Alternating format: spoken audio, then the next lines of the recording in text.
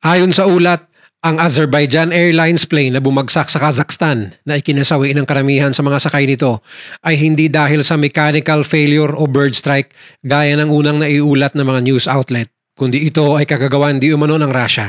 Gaano ito totoo? Samantala, Russia binomba ang Ukraine sa kasagsagan ng Kapaskuhan na lubos na ikinagalit ng mga lider ng ibang bansa, lalo na ni President Joe Biden dahil ito raw ay hindi makatao. Kaya nangako silang magpapadala ng mas marami pang armas sa Ukraine upang mas makaganti ito sa Russia.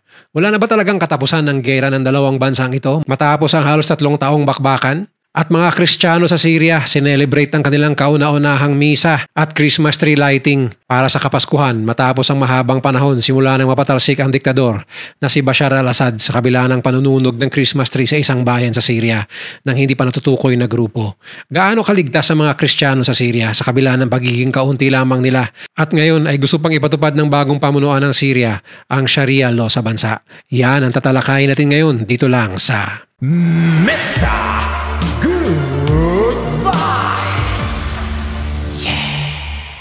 Patungo sanang Grozny, Russia ang Azerbaijan Airlines Flight J2A243 mula Baku, Azerbaijan, lulan.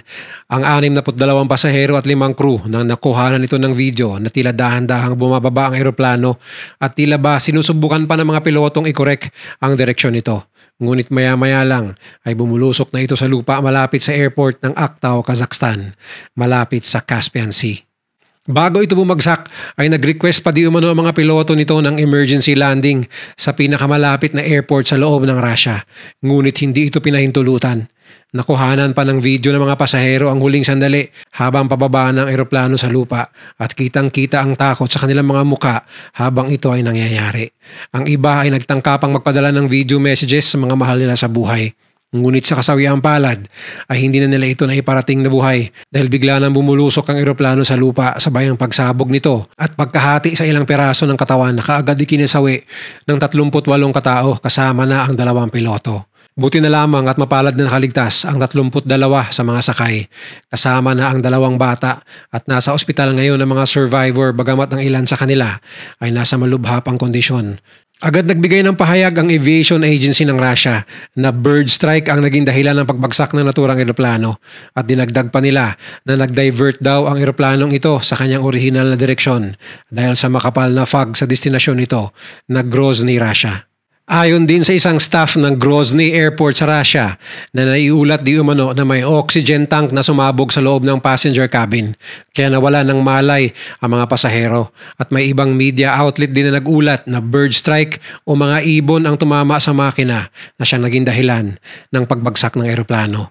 Ngunit pagsapit ng hapon ng December 26 ay unti-unti nang nakumpirma na Russian surface-to-air missile ang dahilan ng pagbagsak ng naturang sasakyang panghimpapawid. Ito ay dahil sa maraming butas o shrapnel holes na nakita sa gilid ng eroplano na matibay na ebidensya na isang missile ang sumabog sa tagiliran ng eroplano sa gitna ng flight nito.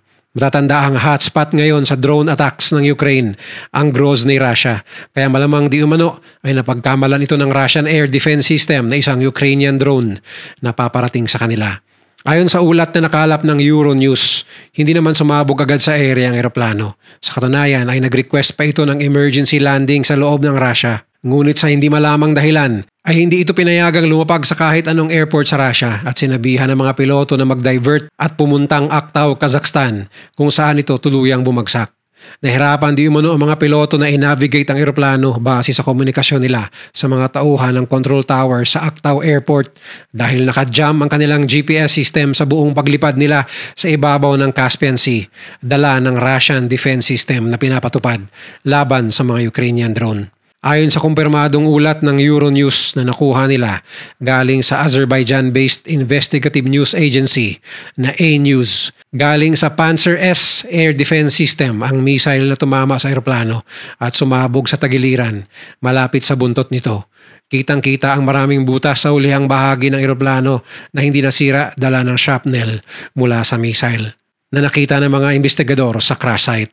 Ayon di umano sa isang reliable source mula Russian military, kasabay ng pagpasok ng Azerbaijan Flight 8243 sa Russian airspace ay ang pagtatangka nilang pabagsakin ang isang papasugod na Ukrainian drone. Ito ang pangalawang pagkakataon sa loob ng isang dekada na may kinalaman ng Russian forces sa pagpapabagsak ng isang eroplano dahil noong 2014 ay napabagsak din ng isang Russian Buk-9M38 surface-to-air missile ang Malaysian Airline Flight 17 galing Amsterdam papuntang Kuala Lumpur, Malaysia.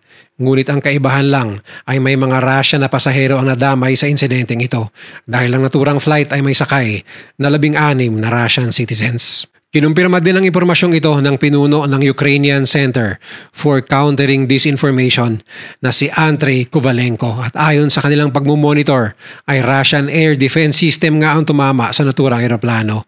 Yan ay dahil present din sa naturang airspace ang kanilang mga drone na ayon sa kanya ay tagumpay na nakapasok sa Russian targets sa kabila ng mahigpit na pagbabantay ng Russia sa kanilang airspace. Isa di umano itong malungkot na pangyayari dahil may mga sibilyan na nadamay at naniniwala siyang hindi naman ito sinadya ng Russia. Ngunit ang hindi maintindihan ng Ukrainian officer ay kung bakit hindi pinasara ng Russia ang Grozny Airport sa kabila ng kanilang pananarget at kung bakit hindi pinayagan ng Russian authorities ang eroplano na mag-emergency landing sa loob ng Russia. Dapat sana ay ligtas itong nakapag-landing. Patuloy pa rin ang investigasyon ukol dito at marami ang naniniwala na gagawin ng Russia lahat upang mapawalang sala sila sa nangyari. Sa kabila ng trahedyang ito, ay binansagang mga bayani ang dalawang piloto ng eroplano na sina Captain Igor Kisnyakin at co-pilot Alexander Kalyaninov dahil sa kanilang ginawang paglanding sa kabila ng desperadong sitwasyon na ikinasawi nilang dalawa. Ganon din ang natanggap na papuri ng mga cabin crew sa kanilang pagtulong sa mga pasahero bagamat ilan sa kanila ang hindi mapalad na nakaligtas.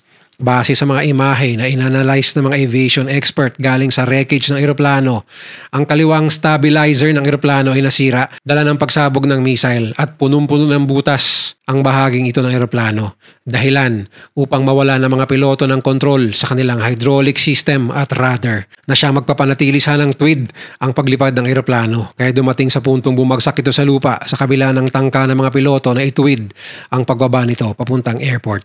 Patuloy pa rin ang investigasyon ng Azerbaijan Airline Authorities ukol sa nangyari sa kanilang eroplano at inaasahan na mas marami pang balita ang lalabas sa mga susunod na araw.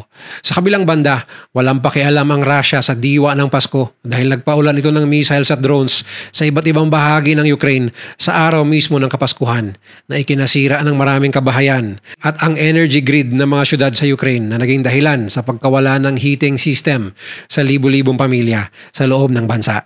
December 25 ng umaga ay umugong na ang tunog ng mga alarma sa buong Ukraine lalo na sa capital city nito na Kyiv dahil namataan ng tinatayang 184 drones at missiles na paparating sa bansa. Naging dahilan ito kung bakit nagsipagtakbuhan ng mga residente ng Kyiv sa loob ng mga underground metro station. Agad namang nagpalipad ng kanilang air defense missiles ang Ukraine upang ma-intercept ang paparating na drones at missiles galing Russia.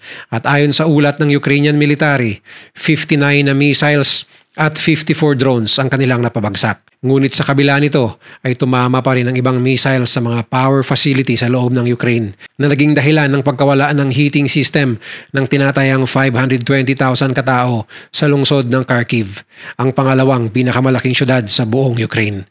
Naglabas na ng warning ang mga power company na namamahala sa power grid ng bansa na mas marami pang mawawalan ng heating system sa mga darating na araw dahil matatagalan silang i-repair ang mga nasirang pasilidad dahil sa hamon na dala ng malamig na panahon. Agad namang nagbigay ng pahayag ang kinatawa ng Russian Defense Agency na tagumpay ang kanilang misyon. Subalit maraming mga lider ang umalma sa ginawa ng Russia at tinawag itong inhumane o hindi makatao dahil tinapat talaga nila ito sa araw ng Pasko kung saan ipinagdiriwang ang Kapaskuhan sa buong Ukraine. Ayon kay UK Prime Minister Sir Keir Starmer na talagang walang konsensya ang Russia sa kanilang ginawa at pinuri ang katatagan at tapang ng mga mamamayan ng Ukraine dahil hindi ito nagpatinag sa kabila ng kanilang dinaranas mula sa Russia.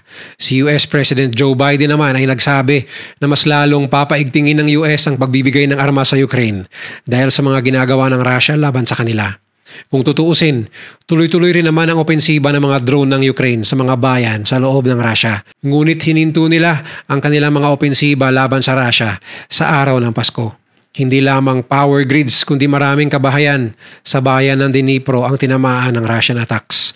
Maging ang ospital sa syudad ay nawalan din ng kuryente kaya nagmadali ang mga staff dito na ilipat sa iba't ibang klinika at maliliit na pagamutan ng mga pasyenteng nasa ICU. Nag-issue din ng warning ang lokal na pamahalaan sa bayan ng Kharkiv na huwag lumabas sa kanilang mga tahanan ng mga mamamayan dahil sa panganib na dala ng opensiba ng Russia.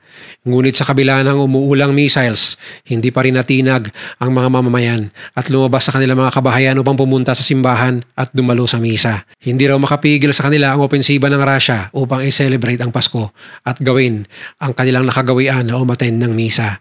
Subalit hindi naman mapalad ang 4 na sibilyan sa bayan ng Kherson kung saan tinamaan ang mga ito ng missile na agad nilang ikinasawi. Si Ukrainian President Volodymyr Zelensky naman ay nagpahayag din sa pamamagitan ng social media platform na X sa kanyang galit sa ginawa ng Russia at sinabing gusto talagang sirain ng Russia ang kanilang energy infrastructure upang magdusa ang mas maraming mamamayan ng bansa sa panahon ng taglamig.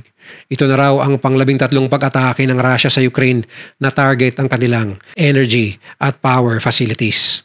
Ang Russia naman sa kabilang banda ay nagpahayag na bahagi lamang ito ng kanilang ganti dahil sa mga drone attack ng Ukraine at ang pagpatay nito sa Russian Nuclear, Biological and Chemical Protection Chief na si Lieutenant General Igor Kirillov sa Moscow kamakailan lang gamit ang isang scooter na may nakatagong bomba.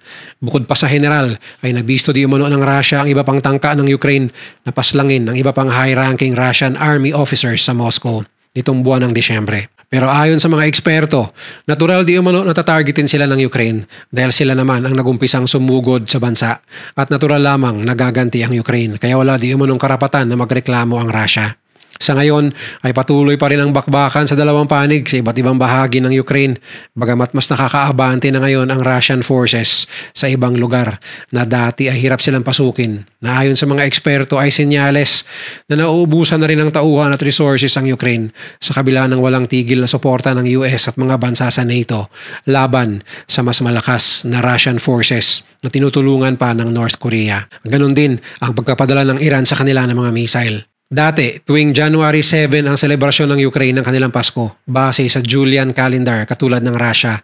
Ngunit ito ay kanila nang iniba upang hindi na sila ma-associate pa sa Russia at sinunod ang Western o Gregorian calendar na December 25. Ang araw ng Kapaskuhan. Sa kabilang dako ng mundo naman, sinelebrate ng mga Kristiyano sa Syria ang Pasko sa pamamagitan ng misa at pasasalamat matapos bumagsak ang rehimen ni Bashar al-Assad. Ang kaibahan ngayon ay nakapagpatayo pa sila ng Christmas tree sa labas ng simbahan na hindi nila nagagawa dati sa pamumuno ng diktador. Matatanda ang pinangako ng ruling rebel group na Hayat Tahrir al-Sham o HTS na poprotektahan nila ang karapatan ng lahat ng religious minority sa bansa kaya makikita ang kanilang mga tauhan at pick-up trucks sa labas ng simbahang Katoliko habang ginaganap ang misa. Ginanap ang Christmas Mass at Christmas tree lighting sa Lady of Damascus Church sa capital city ng Syria kung saan sa unang pagkakataon matapos ang matagal ng panahon ay halos mapuno ang simbahan ng mga kabataan at matatanda habang may hawak na kandila at kumakanta ng Christmas songs.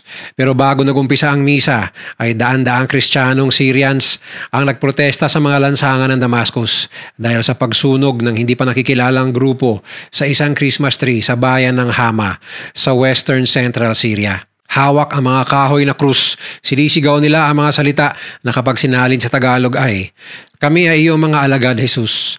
Ang aming dugo at kaluluwa ay handa naming ialay sa iyo. Ang mga mamamayan ng Syria ay iisa." Ayon sa de facto ruler ng Syria na si Ahmed al-Sharaa na ang mga Kristiyano at iba pang religious groups ay kanya mga kapatid at malaya silang ipahayag ang kanilang pananampalataya sa loob ng kanilang pamumuno. Bagamat kilala si al-Sharaa na kasapi dati sa isang Sunni Islamist group na kinukonsidera na kalaban ng mga Kristiyano, nag-iba na ito ng imahe at pananaw sa kanyang bagong papel bilang tagapagligtas ng buong bayan ng Syria mula sa pang-aapi di umano ng rehimen ni Bashar al-Assad. Pero hindi pa kumbinsido ang mga Kristiyano sa kanyang bagong imahe at ang panununog ng Christmas tree sa bayan ng Hama ay isa lamang sa mga kinakatakot nila na mangyayari matapos bumagsak ang al-Assad regime. Noong December 18, isang lalaki ang nagpaulan ng bala sa isang Greek Orthodox Church sa bayan pa rin ng Hama. Matapos ay pumasok ito sa compound ng simbahan upang sirain ang malaking krus at mga dekorasyon. Ganon din ang ilang grupo na sakay-sakay ang mga pick-up trucks at may malalaking speakers sa likod nito na pabalik-balik sa mga Christian community at pinapatugtog ang di umano ay mga jihadist songs sa kanilang mga speakers na lubos na kinakatakot ng ibang naninirahan doon. Kaya't kapag tiningnan natin ang sitwasyon sa Syria, ay dapat magpasalamat tayo sa sitwasyon natin sa Pilipinas, mga idol. Bagamat may mga problema tayo sa ating lipunan, ay walang-wala naman ito kumpara sa sitwasyon sa mga kapatid natin sa Syria. Dahil sa Pilipinas, ay malaya nating nagagawa ang mga bagay na hindi nila basta-basta nagagawa roon. At walang pumipigil sa atin na ipahayag ang ating pananampalataya sa Diyos, maging sa simbahan man, sa bahay o maging sa kalye. Kaya't ipagdasal natin hindi lang ang mga Kristiyano sa Syria, sa Gaza, sa Lebanon, kundi pati na rin ang mga kapatid nating Muslim na sana ay matapos na ang kaguluhan sa lugar na kanilang kinaroroonan. Dahil lahat tayo ay may karapatang mabuhay ng tahimik, ligtas at masaya kasama ang ating mga mahal sa buhay kahit saan mang panig tayo ng mundo o anuman ang ating paniniwala at relihiyon. Kung nagustuhan mo ang video na to, share mo naman sa iba at mag-subscribe ka na rin. Panoorin mo na rin yung mga videos na nasa kanan para lalo pang maubos ang oras mo.